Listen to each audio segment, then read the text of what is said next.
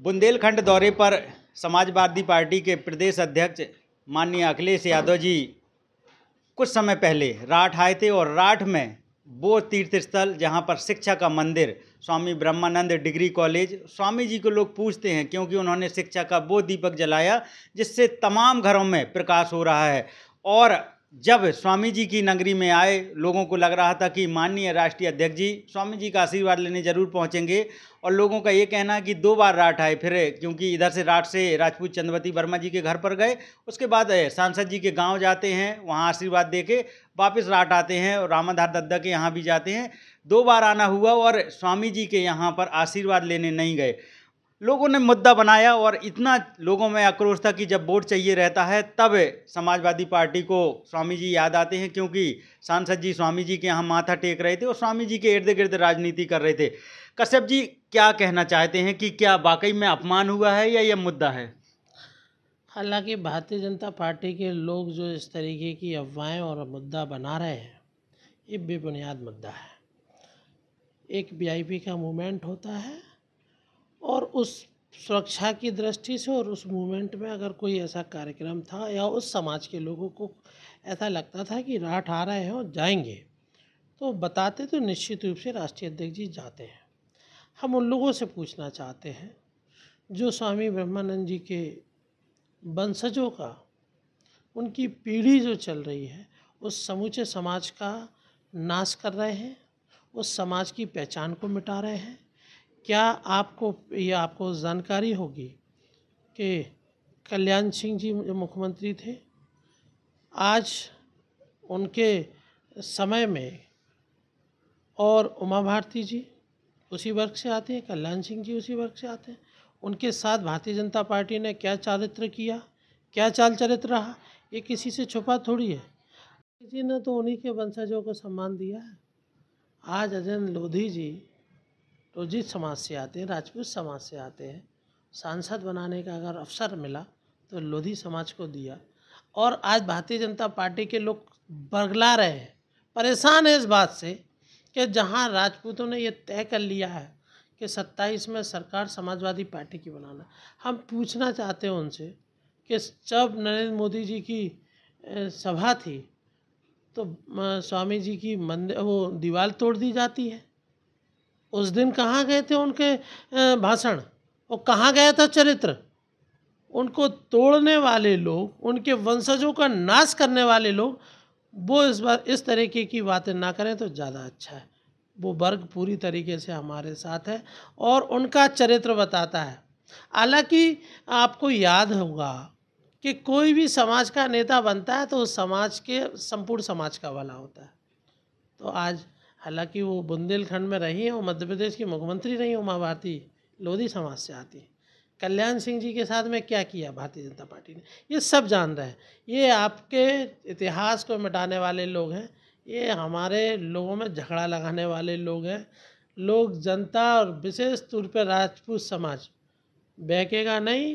Bharatiya Janata party आपकी विदाई तय है और राजपूत ही सबसे आगे खड़ा होगा समाजवादी पार्टी की लड़ाई लड़ने के लिए। क्योंकि आप समाज को बहुत कुछ कह रहे हैं तो मैं बता दूं, स्वामी जी हर वर्ग उन्हें पूछता है। और अध्यक्ष जी, एक चीज़ और मैं आपसे लगे हाथ पूछ ले रहा हूं कि दीवार की बात आई कि दीवार तोड़ने का काम किए, तो दीवार तो पार्टी ने, बीजेपी ने बना दी थी। और मुद्दा अब है कि स्वामी ब्रह्मानंद विद्यालय को कब महाविद्यालय, कब उसे यूनिवर्सिटी का नाम मिलेगा। और मैं चाहता हूं कि आप भी अपने मुख से बोलें कि 27 में सरकार आती है तो क्या राठ नगरी में डिग्री कॉलेज स्वामी जी के नाम को और बढ़ाया जाएगा? स्वामी जी ने कहते भी थे कि मुझे आप पूजने का काम ना करें, शिक्षा को आगे बढ़ाने का काम करें, वो मेरा सबसे बड़ा पूजनीय होगा। चूँकि स्वामी जी, ये बात ठीक है, वो लोधी समाज में जन्मे जरूर है, लेकिन सभी समाजों के लिए जो शिक्षा है वो सभी समाज के लिए होती है। स्वामी जी हम सबके भगवान हैं, अकेले उनके नहीं है। दूसरी बात, भारतीय जनता पार्टी तो स्कूल और कॉलेज बंद करने वाली पार्टी है। इनसे कैसे उम्मीद कर सकते हो, कैसे उम्मीद कर सकते हो कि स्वामी जी के नाम से यूनिवर्सिटी बना देंगे? कैसे उम्मीद कर सकते हो विद्यालय, महाविद्यालय, विद्यालय खोल देंगे? इनसे कोई उम्मीद नहीं की जा सकती। ये तो लोगों को बरगलाने वाले लोग हैं। स्कूल बंद कर रहे हैं बड़े पैमाने पर, शिक्षा महंगी कर दी। समाजवादी पार्टी की सरकार बनेगी, हम आपको भरोसा देते हैं। राष्ट्रीय अध्यक्ष जी से कह के स्वामी जी के नाम पर इस राठ में नहीं, पूरे बुंदेलखंड में संस्थानें खोली जाएंगी और शिक्षा को बढ़ावा दिया जाएगा। और जब शिक्षित होगा, हर वर्ग शिक्षित होगा, तभी ये अच्छे समाज और संविधान की रक्षा हो सकती है। भगवान को, राम को जो धोखा देने वाले लोग हैं, भगवान राम की बात करने वाले लोग थे। पता भगवान राम की नगरी से हारी कि नहीं हारी भारतीय जनता पार्टी? जब भगवान भी नाराज़ हो गए, जनता भी नाराज़ हो गई, तो उत्तर प्रदेश में 43 सीटें हरा दी हम लोगों ने। जनता ने 43 सीटें हरा दी। फिर वो उपचुनाव की बात करने लगेंगे। उपचुनाव में जहाँ उपचुनाव था जी, वहाँ प्रशासन चुनाव लड़ रहा था, भारतीय जनता पार्टी चुनाव थोड़ी लड़ रही थी। बीजेपी की तरफ से वहाँ का प्रशासन चुनाव लड़ रहा था, डीएम-एसपी चुनाव लड़ रहे थे। अगर भारतीय जनता पार्टी में हिम्मत थी तो वो चुनाव लड़ती। किस तरीके से हमारे वोटों को नहीं डालने दिया गया और किस तरीके से फर्जी वोटों को डाला गया। आपने देखा होगा, वीडियो कई वायरल हुए। कोई किसी गांव का है, दूसरी कॉन्स्टिट्यूंसी का है, उसके आधार बनवा दिया, डाले गए। लेकिन अब वही बात है ना कि आप जो झूठ को, सच को झूठ लिख दो, अखबार भी तुम्हारा है, ठीक है। जी, जी। तो ये भारतीय जनता पार्टी के लोग मुद्दों को भटकाकर राजनीति करते हैं। इनमें कहीं धरातल पे कुछ नहीं है। और उत्तर प्रदेश मन बना चुका है। उत्तर प्रदेश मन ये बना चुका है कि अगर किसी गरीब की कोई मदद करता है, किसी महिला की कोई सुरक्षा कर सकता है, किसी नौजवान को रोज़गार या रोज़गारी भत्ता कोई दे सकता है, किसी किसान को पानी और बिजली की व्यवस्था कोई कर सकता है, तो वो माननीय अखिलेश यादव है। मात्र एक विकल्प, अखिलेश यादव ही उत्तर प्रदेश को उत्तम प्रदेश बना सकते हैं, वरना आज की सरकार ने तो नरक प्रदेश बना दिया। मैं आपसे फिर से कश्यप जी एक सवाल लूँगा। थोड़ा विजय जी से एक मेरा सवाल है, क्योंकि छात्र सभा से हैं। विजय जी, मेरा आपसे सवाल है कि युवा समाजवादी पार्टी के साथ अपना भविष्य क्यों देखें? आप पर इस बात पर क्या कहना है? देखिए, बहुत बहुत धन्यवाद आपका। देखिए, समाजवादी पार्टी को आप याद करिए, जब समाजवादी पार्टी की सरकार थी तो माननीय राष्ट्रीय अध्यक्ष आदरणीय अखिलेश यादव जी ने, मैं कह रहा हूँ, देखिए जब माननीय समाजवादी पार्टी की जब सरकार थी, माननीय राष्ट्रीय अध्यक्ष जी आदरणीय अखिलेश यादव जी मुख्यमंत्री थे, तो उत्तर प्रदेश में युवाओं को रोजगार के लिए 25 लाख युवाओं को रोजगार दिया था, 5 लाख सरकारी नौकरियां देने का काम किया था। तो और भारतीय जनता पार्टी, जहाँ हम भारतीय जनता पार्टी की बात करते हैं, तो भारतीय जनता पार्टी बताए, इनके 8 साल होने जा रहे हैं, बताइए युवाओं को कितना रोजगार दे दिया। इनके नेता बड़े बड़े वादे किए थे युवाओं को नौकरी रोजगार देने के लिए, लेकिन धरातल में कोई नौकरी रोजगार युवाओं को नहीं मिल रहा है। इसलिए समाजवादी पार्टी ही युवाओं को नौकरी रोजगार दे सकती है। इसलिए युवाओं की पहली चॉइस आदरणीय अखिलेश यादव जी को उत्तर प्रदेश का दोबारा मुख्यमंत्री बनाने का है, ताकि उनका भविष्य सुनहरा हो सके, सुरक्षित हो सके। इसलिए सभी युवा चाहते हैं कि समाजवादी पार्टी की सरकार बने। जिस तरीके से 2024 में समाजवादी पार्टी को 43 सीटें देकर उत्तर प्रदेश की जनता ने बता दिया है कि आने वाला समय समाजवादियों का है, और 2027 में पूर्णतः भारतीय जनता पार्टी को उत्तर प्रदेश से सफाया होगा।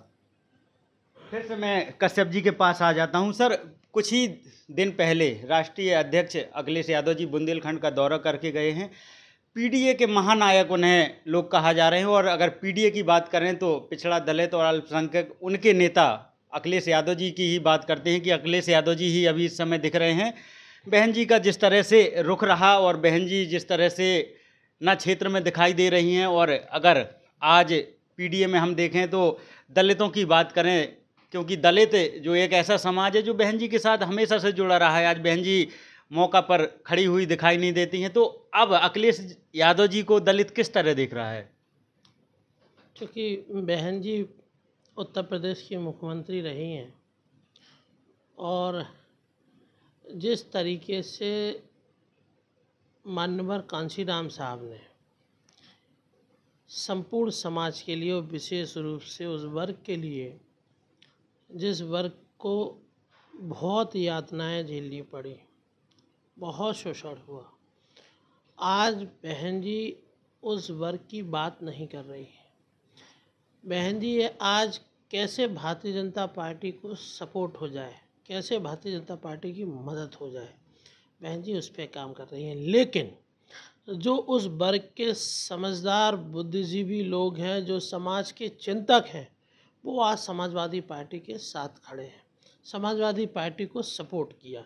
इसलिए सपोर्ट किया, जहां एक तरफ संविधान को मिटाने की और संविधान को ख़त्म करने की कोशिश भारतीय जनता पार्टी कर रही है, निरंतर उनके पहले दिन से लोगों के हक अधिकार का हनन करने की कोशिश की जा रही है, तो वहीं यह वर्ग भी आज समाजवादी पार्टी के साथ जुड़ गया है।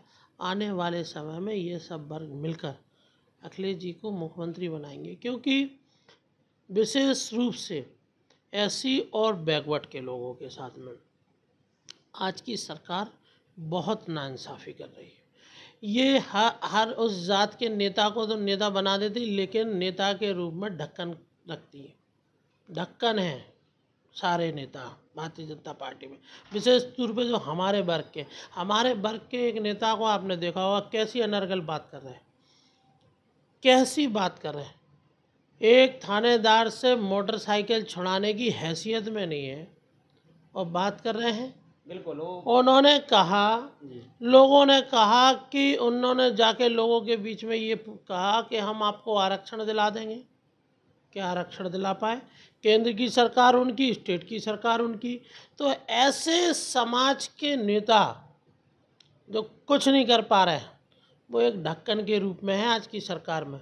और उनके ही समाज की अगर बात होगी तो समाज के साथ हो रही बेटियों बच्चों के साथ में जो हो रहा अत्याचार, उसमें भी मदद नहीं कर पा रहा है। सरकार में आदमी क्यों रहता है? सरकार में क्यों शामिल रहता है? सरकार में शामिल इसलिए रहता है, उस वर्ग इसलिए शामिल होता है ताकि उस वर्ग की, उस समाज की बात हो सके। जब उस वर्ग की बात नहीं होगी तो क्यों वो समाज साथ रहेगी? इसलिए ये काट की आड़ी इनकी 2 बार चढ़ गई, अब नहीं चढ़ेगी। हालांकि 1 बार चढ़ती है, इन्हें 2 बार लोगों को गुमराह जात धर्म के नाम पे बहकाकर वोट ले लिया। इस बार जनता मन बना चुकी है, 2027 में समाजवादी पार्टी की सरकार बनेगी। बिल्कुल। कश्यप जी, एक सवाल और है। जिस तरह से शानदार जीत हुई, कई बार बीजेपी पदाधिकारियों से बात हुई तो उनसे पूछे कि इस हार का कारण क्या है, तो बोले हैं कि समाजवादी पार्टी ने गुमराह किया है। बोले 400 पार का हम लोग नारा दिए थे, और बोले उन्होंने कहा कि संविधान बदल देंगे। कुछ ऐसी बात हम करने वाले नहीं हैं। प्रधानमंत्री जी लोकसभा में बोले कि खुद अंबेडकर जी भी आ जाएं तो वो संविधान नहीं बदल सकते। कुछ ऐसी चीज़ें बताएं जो संविधान पे उन्होंने छेड़छाड़ की हो। क्या संविधान नहीं बदल रही सरकार? ये कुछ क्या संविधान नहीं, छेड़छाड़ से संविधान आपके हक अधिकार को खाने का काम नहीं कर रही? संविधान ने जो आरक्षण की व्यवस्था दी थी उससे छेड़छाड़ नहीं किया गया क्या? तो जहां सरकार कह रही है कि हमने गुमराह कर दिया, हमने गुमराह नहीं किया। सर आज नौकरियों की ही बात कर लें। सर आज नौकरियों की बात कर लें, जैसे यूपी पुलिस आई या टीचरों की आई, उस पर थोड़ा सा बात कर लें कि कहाँ उस पर चीज़ें आप जो संविधान की बात कर रहे हैं। अब संविधान छाड़ करके बताओ, जनरल वालों को ओबीसी में की भर्ती में कर दिया कि नहीं कर दिया? कौन सा फार्मूला है? आप क्यों कर रहे हो? आज जितनी हमारी एजुकेशनल संस्थाएं हैं, उनमें कौन लोग बैठे हैं मुख्य पदों पर? क्या पूरे उत्तर प्रदेश में कोई आपको एससी और बैकवर्ड का कुलपति नहीं मिला? क्या हमारे लोग पढ़े लिखे नहीं हैं? क्यों नहीं? क्योंकि ये संविधान को और कैसे मिटाया जाता है? संवैधानिक व्यवस्थाओं पर बैठे हुए पदों को अपने इच्छा से, अपने जो सामंतवादी लोग हैं, मनुवादी लोग हैं, वो वहाँ पर बैठा ले जा रहे हैं और अधिकार खाने के लिए यही संविधान का नुकसान कर रहे हैं। और ऐसा नुकसान कर रहे हैं जो आज लोगों को गुमराह किया जाता है। संविधान की बात हो तो क्यों सदन में नहीं जवाब दे रही सरकार? सदन में क्यों नहीं बोल रही? कुंभ जैसी वो की गई, आयोजन किया गया जी। आस्था का विषय है। हालांकि हम भी भगवान को मानने वाले लोग हैं। क्या कुंभ में मारे गए लोग हिंदू नहीं थे? और कुंभ में मारे गए अगर हिंदू नहीं थे तो उनके ऊपर आज तक सदन में क्यों बात नहीं कर रहे प्रधानमंत्री जी? सदन के योगी जी क्यों उनको श्रद्धांजलि भी नहीं दे पाए? इतना घमंड प्राइम मिनिस्टर साहब और मुख्यमंत्री साहब ठीक नहीं है। जनता है, बहुत लंबे राज करने वालों को भी जनता ने सही कर दिया। आपको मौका दिया था जनता की सेवा करने का, लेकिन आप लोगों ने जो भ्रष्टाचार किया वो किसी से छुपा नहीं है। वो तो आप देखते हैं विधानसभा में बोल रहे हैं मुख्यमंत्री जी की, जिसको जो दिखना था आप देख रहे हैं कि ये सुअरों को गंदगी दिख गई, गीदड़ों को लाश दिख गई, इस तरह के बयान देते हैं। हालांकि मुख्यमंत्री जी है, वो एक कहावत है ना, जो जिस प्रवृत्ति का होता है उसको उसी तरीके के लोग देखते हैं। वो बात भी वही बोल रहे हैं। नहीं, हम ये उनके लिए बोल रहे हैं। अच्छा अच्छा। उनकी सोच उस टाइप की होगी, ये सोच उनकी है। मारे लोग जो वहाँ पर मारे गए, भगदड़ में मारे गए, वो शुगर नहीं थे मुख्यमंत्री जी, वो जानवर नहीं थे। सोच आपकी बता रही कि आप क्या सोच रहे हैं। आपकी सोच ये बता रही कि आपकी कितनी गंदी और कितनी घटिया मानसिकता वाली सोच है। मारे गए लोगों को श्रद्धांजलि और मुहैया जो आपने वादा किया था, आज तक संख्या नहीं बता पाई सरकार। हजारों की संख्या में वहाँ पर गाड़ियाँ लावारिस पड़ी, कहाँ गए वो लोग? लोग आज भी खोए पाया वगैरह केंद्र जो बने थे कहाँ चले गए? कहाँ सूची है? लोगों की मदद करने की जगह आप इस तरीके की, ये अहंकार है, ये अहंकार अच्छों का ख़त्म हो गया। बताते हैं आपके समाज को बोल रहे हैं कि 30 करोड़ रुपए कमा लिए नाव से, आप दिखा रहे थे कि आपके समाज के वो 30 करोड़ कमा लिए। 30 करोड़ कमाने वाला, अगर 30 करोड़ समाज के लोग कमा लिए होते तो उनके घर झुग्गी झोपड़ी की नहीं होते, उनके भी घर महल के हो गए होते। 30 करोड़ कमाने वाला व्यक्ति हिस्ट्री शीटर है, समाज का नहीं हो सकता, हिस्ट्री शीटर है। और कौन समाज से है ये सबको पता है। और वहाँ नौका किस तरीके से तोड़ी गई, किस तरीके से नौकाओं को तोड़ा गया और लोगों को काम नहीं करने दी गए, सारा प्राइवेटेशन कर दिया। उस सारे आके गुजरात की कंपनियां काम कर रही थी। ये तो ये बताने की हालांकि हिम्मत नहीं है हमारे मुख्यमंत्री जी में, लेकिन वो बोल नहीं पाएंगे इस पर कि हालांकि गुजरात की कंपनियां आज पूरे उत्तर प्रदेश में जो काम कर रही हैं, जिस तरीके से काम कर रही हैं, किसी से छुपा हुआ नहीं। लास्ट सवाल है सर, 2027 समाजवादी पार्टी किस तरह का चुनाव लड़ने वाले हैं और युवाओं के लिए सबसे प्रमुखता की बात करेंगे, प्राथमिकता किन किन चीज़ों पे होने वाली है और 27 में किस तरह का माहौल रहेगा और किस तरह का पार्टी अंदरूनी काम कर रही है, थोड़ा इस पे भी आप बात करेंगे। आपने देखा होगा दिसंबर से आपने ये देखा होगा, जब हम 18 दिसंबर को जालौन से चले थे और 12 मार्च को कार्यक्रम का पीडीए जन संवाद यात्रा का समापन झांसी में हुआ। उस दिन से आपने देखा होगा कि हम ग्रामीण अंचलों में जाकर रात्रि विश्राम के माध्यम से रुके, लोगों से बात की, मशवरा किया। सब लोगों ने एक ही बात कही कि 2027 में सरकार को बदलना है। नौजवानों ने रोज़गार के मुद्दे पर बात कही, महिलाओं ने सुरक्षा के मुद्दे पर बात कही, किसान ने पानी और बिजली के मुद्दे पर बात कही। और वहीं आपने देखा होगा, चाहे वो वकील हों, डॉक्टर हों, मीडिया के साथी हो, मानो जो मीडिया का साथी कुछ अच्छाई दिखा दे, सच्चाई दिखा दे, उसका कत्ल करा देती है पार्टी। कत्ल नहीं हो रहे हैं, बताओ। लखीमपुर में कितने बड़े पत्रकार को मार दिया, कानपुर में पत्रकार को मार दिया। ये वहाँ जहाँ जो सच्चाई दिखाने की कोशिश करता है, ये ऐसे तो जीत नहीं पा रहे हैं। ये अब वो एक है ना सामंतवादी सोच, जिस सोच के खिलाफ लड़ रहे हैं, उस सामंतवादी सोच को ज़मीन पर उतार दिया भारतीय जनता पार्टी ने। और समाजवादी पार्टी का एक एक कार्यकर्ता, एक एक नौजवान साथी, बड़ों का आशीर्वाद और बड़ों का मार्गदर्शन और युवाओं का जोश, ये दोनों मिलकर और महिलाओं का सम्मान करते हुए, क्योंकि आपने देखा कि महिलाओं का जो सम्मान समाजवादी पार्टी में, चाहे महिला सम्मान निधि हम लोग देते हों या महिला पेंशन देते थे या बच्चियों को लैपटॉप देते थे, वो सब वर्ग मिलकर समाजवादी पार्टी की सरकार बनाने के लिए संकल्प ले चुके हैं। और 2027 में समाजवादी पार्टी की ऐतिहासिक जीत होगी। हर वर्ग, हर समाज के लोगों को सम्मान मिलेगा, ये भरोसा हम आपको देते हैं। और राष्ट्रीय अध्यक्ष जी कह चुके हैं कि सरकार बनेगी तो महिलाओं को हम महिला पेंशन बढ़ाकर, जो महिला पेंशन पहले उस ज़माने में 500 हुआ करती थी, हालांकि अब 500 में घर नहीं चलता, समाजवादी पार्टी के राष्ट्रीय अध्यक्ष ने कहा कि हम हर महिला को कम से कम 3000 रुपये तक हर महीने का देंगे, प्रत्येक महिला को उत्तर प्रदेश की। इसलिए सब लोग मिलकर सरकार बनाने के लिए तैयार हैं, मन बना चुके हैं। और ऐतिहासिक और प्रचंड बहुमत की सरकार समाजवादी पार्टी की 2027 में माननीय अखिलेश यादव मुख्यमंत्री बनेंगे। हर चेहरे पे मुस्कान होगी, ये उम्मीद और भरोसा हमें है। तो हमारे साथ थे श्रीमान महेश कश्यप जी और यादव जी। तो हम लोग बातचीत कर रहे हैं महोबा से, क्योंकि बुंदेलखंड का दौरा कर रहे हैं श्री महेश कश्यप जी और विजय यादव जी। कैसी लगी बातचीत, आप भी कमेंट बॉक्स में बताइएगा। और 27 के जो आंकड़े हैं, आप भी कमेंट बॉक्स में बताइएगा कि 27 में क्या होने वाला है और समाजवादी पार्टी के कार्यकर्ता कितने उत्साहित हैं। धन्यवाद।